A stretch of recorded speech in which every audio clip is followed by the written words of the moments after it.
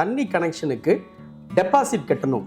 Okay. அந்த deposit தொகைக்காக குடும்பம் கடுமையாக விவாதம் பண்ணி இந்த பணத்தை எப்படி புரட்டுறது, அந்த பணம் இல்லையே இங்கே இல்லைன்னு சொல்லும்போது நான் வந்து என்னோட உண்டியல் பணத்தை எடுத்து கொண்டு போய் கொடுத்தேன். என்னுடைய நண்பர்கள் தொழில் பண்ணும்போதெல்லாம் எனக்கு கூப்பிட்டுட்டே ஒரு 5000 ரூபா போட்டு விடுறா, நீ ஒரு பார்ட்னர், சைலண்ட் பார்ட்னர், ₹1 கூட உனக்கு தரமாட்டேன், ஜிபே நம்பர் தரேன், நீ இங்க போனா உனக்கு இவ்வளவுதான் வட்டி, இதுக்கு பதிலாக நான் இவ்வளவு கொடுப்பேன்றது வந்து அந்த பேராசையை வச்சு தான் வளர்ச்சி விளையாடிட்டு இருக்காங்க. வாழ்க்கையில வந்து 3 விஷயத்துக்கு மட்டும்தான் செலவு. ஃபோன் 5 வருஷம் யூஸ் பண்ணுவேன், அதுக்கப்புறம் ஒரு ஃபோன் வாங்குவேன். பேனாக்கள் எந்த நாட்டுக்கு போனாலும் ஒரு பேனா வாங்குவேன். புத்தகங்கள் அதுக்கு நான் செலவு, அது நான் ஒரு புக்கு வாங்கினா அது எனக்கு 100 புக்கு கூட சம்பாத்தியத்தை அது கொடுத்துரும். பிகி பேங்க் ஸ்டோரிஸ் நம்ம பேசிக்கிட்டு இருக்கோம். எழுத்தாளர் செல்வேந்திரன் அவர்கள் இருக்காங்க. சேமிப்பு பத்தி இன்னைக்கு நம்ம நிறைய பேச இருக்கோம். ஆனா அது நமக்கு ஸ்டார்ட் ஆகுற இந்த உண்டியல் கதைகள்ல இருந்து உங்களோட முதல் உண்டியல் ஞாபகம் இருக்கா? ரொம்ப நல்லா ஞாபகம் இருக்கு. ஏன் ஞாபகம் இருக்கு அப்படின்னா, எங்க ஊர்ல தண்ணி பஞ்சம் ரொம்ப உண்டு. அப்போ வந்து கார்ப்பரேஷன்ஸ், அதாவது எங்கள் ஊர் சின்ன கிராம பஞ்சாயத்து, அப்புறம் நகராட்சி, ஊராட்சி இப்படிலாம் மாறி மாறி வரும்போது தண்ணி கனெக்ஷன் எடுக்கணும். அப்படி வீட்டில் ரொம்ப கஷ்டப்பட்டோம், எல்லாரும் தண்ணிக்காக ரொம்ப கஷ்டப்பட்டு இருக்கும்போது அந்த தண்ணி கனெக்ஷனுக்கு டெபாசிட் கட்டணும்.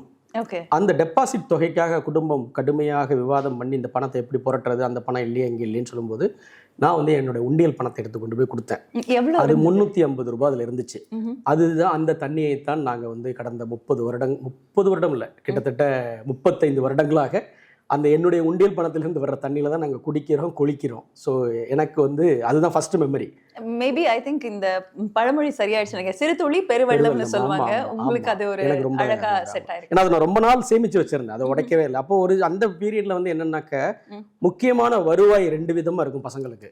பொங்கல் படி, பொங்கல் இனாம் கொடுக்கறது எங்க ஊர்ல ஒரு கல்ச்சர்.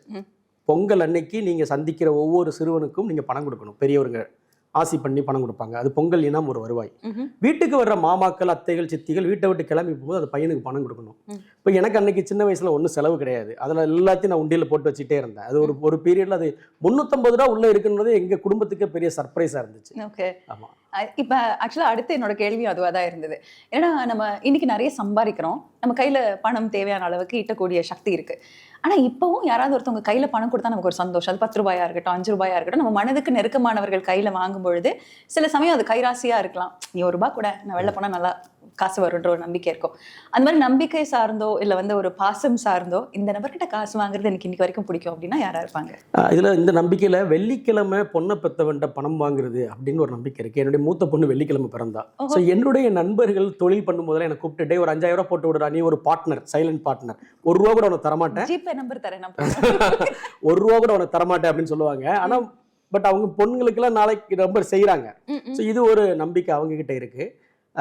என்னை பொறுத்த மட்டுக்கும் நான் வந்து என்னுடைய சின்ன அண்ணா வந்து அவர் தான் என் வாழ்நாள் முழுக்க என்னுடைய ஸ்பான்சர். இன்னைக்கு வரைக்குமே எதுவாக இருந்தாலும் அவர் தான். அவர்கிட்ட பணம் வாங்கினா அதிர்ஷ்டம்னு நான் நினைப்பேன். என்னுடைய இளைய சகோதரர் ராஜான்னு சேலத்தில் இருக்காரு. ஏதாவது ஒன்று அவர்கிட்ட இருந்து ஒரு கொஞ்சம் பணம் வந்தா கூட அதை நான் வந்து செலவழிக்காம பத்திரமா வச்சிருப்பேன். அவர் இந்த இன்டர்வியூ பார்த்தா தான் அவர் தெரியும். ஆமா, அவர் வந்து புது ரூபா நோட்டை பார்த்தா கூப்பிட்டு கொஞ்சம் கொடுப்பாரு. புது ரூபா நோட்டை பேங்க்ல இருந்து எடுத்து அவர் ஒரு பெரிய கம்பெனில சிஎஃப்ஓ இருக்காரு. ஸோ அது ஒரு கத்தியை கொடுத்து வச்சுக்கடான்னு சொல்லி கொடுப்பாரு. அப்படி அவர் கொடுத்தது வெவ்வேறு அக்கேஷன்ஸ்ல கொடுத்தது ₹1 கூட யூஸ் பண்ணாம வச்சிருக்கிற அது எனக்கு ஒரு பெரிய ஐஸ்வர்யம்னு நான் நம்புறேன். ஓகே.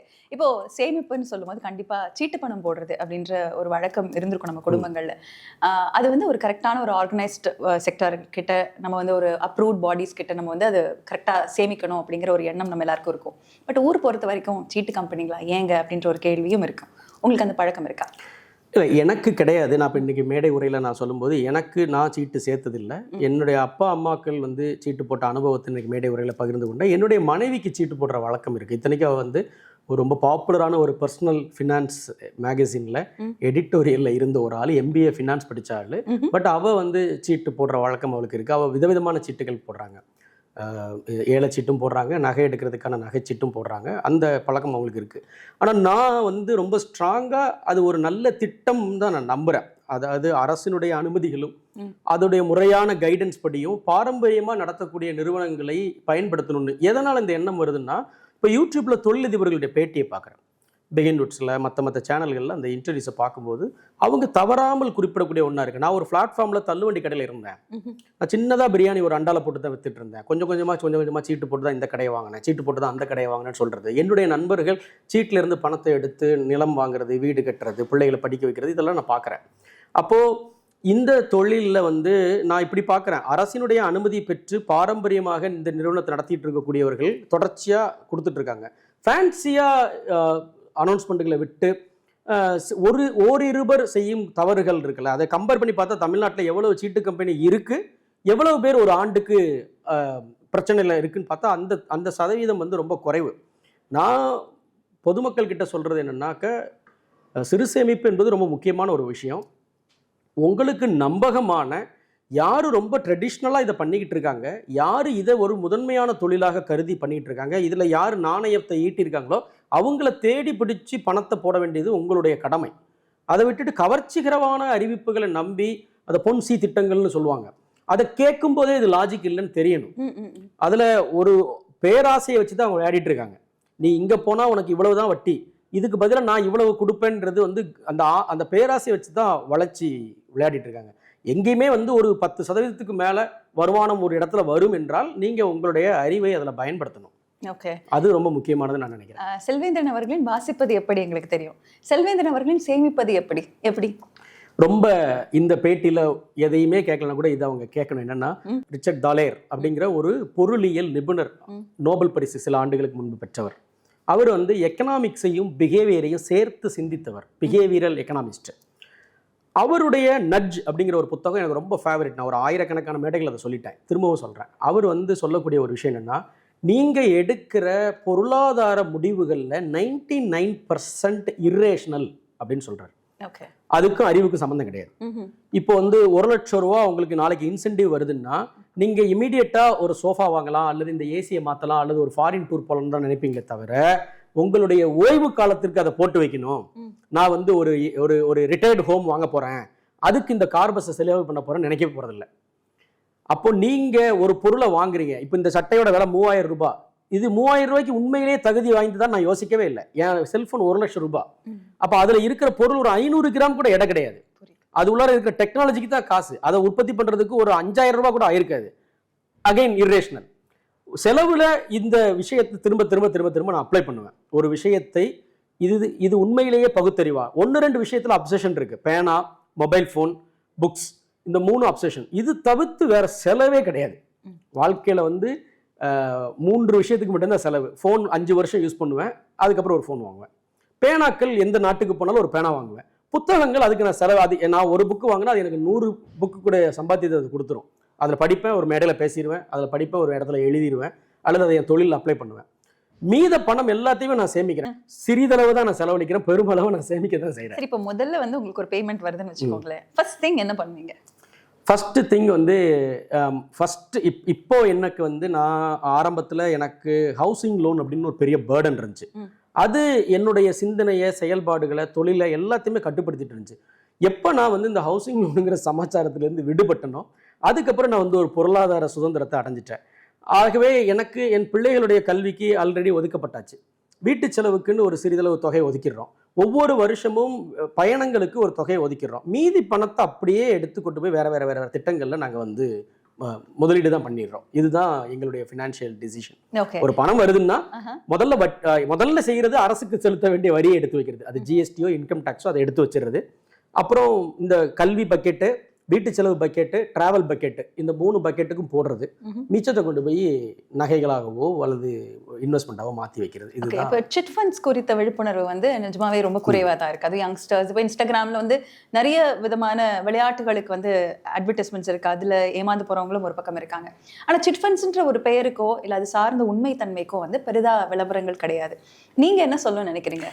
நான் வந்து இன்றைய இளைஞர்கள்ட்ட சொல்கிறது, உங்கள் அப்பா ஒரு 3000 ரூபாய் 4000 ரூபாய் சம்பளத்துக்கு வேலைக்கு போய் அதிகபட்சம் 15,000 20,000 30,000 சம்பளத்துக்கு ரிட்டையர்ட் ஆகி அந்த சம்பளத்துக்குள்ளார குழந்தைகளை பெற்று அவங்கள படிக்க வச்சு வீடு கட்டி கல்யாணம் பண்ணி கொடுத்து இன்றைக்கி ரிட்டையர்மெண்ட் லைஃபை கௌரவமாக வாழ்ந்து கொண்டிருக்க காரணம் அவர்களுடைய முதல் சேமிப்பாக இருந்தது முதலீடு. பெரும்பாலும் அன்றைய தமிழகத்தினுடைய பொருளியலில் மிக வலுவான பங்களிப்பை சீட்டு கம்பெனிகள் தான் நடத்திச்சு.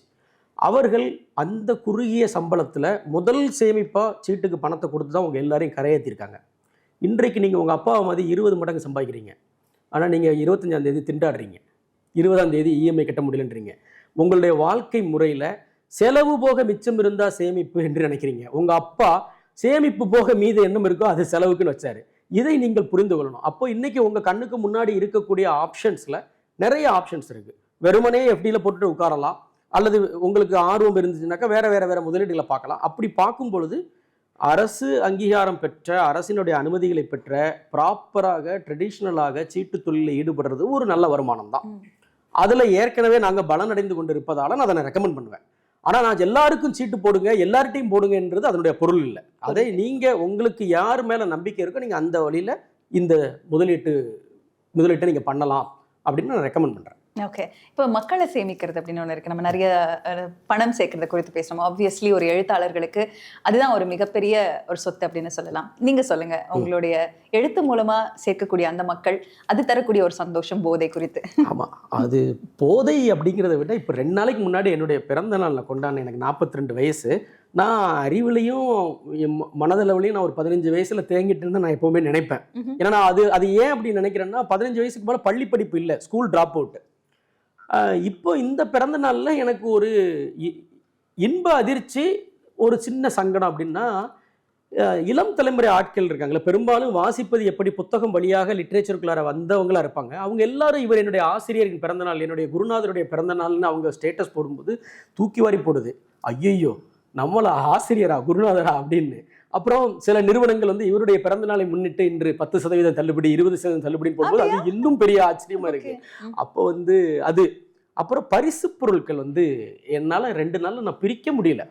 அப்போ நான் ஏதோ என்னை அறியாம நான் அவங்களுடைய லைஃப்ல இருக்கிறேன். எல்லாமே பர்சனலைஸ்டு பரிசு பொருட்களாக வருது. அப்போ இந்த புகழுக்கு உண்மையிலே நான் தகுதி உடையவன் நான் என்ன நினைக்கல. எனக்கு வரக்கூடிய எந்த அங்கீகாரமும் எந்த புகழும் என்னுடைய ஆசிரியர்களுக்கு தான், எனக்கு பயிற்றுவித்த ஆசிரியர்கள், எனக்கு இலக்கிய ஆசிரியர்களாக இருக்கிறவங்களுக்கு தான். அப்போ இது ரொம்ப பெரிய பொறுப்பு. இது நீ யோக்கியனா நடரான்றது என்னை முதல்ல எச்சரிக்குது. அண்ட் இதுக்கு ஒன்று டிசர்வ் ஆக்கிக்கூடான்னு எனக்கு எச்சரிக்குது. இந்த 42வது பிறந்தநாளை நான் இன்பமாக கொண்டாடாமல் அதான் இன்னும் நம்ம நிறைய வேலை செய்ய வேண்டியது இருக்கு.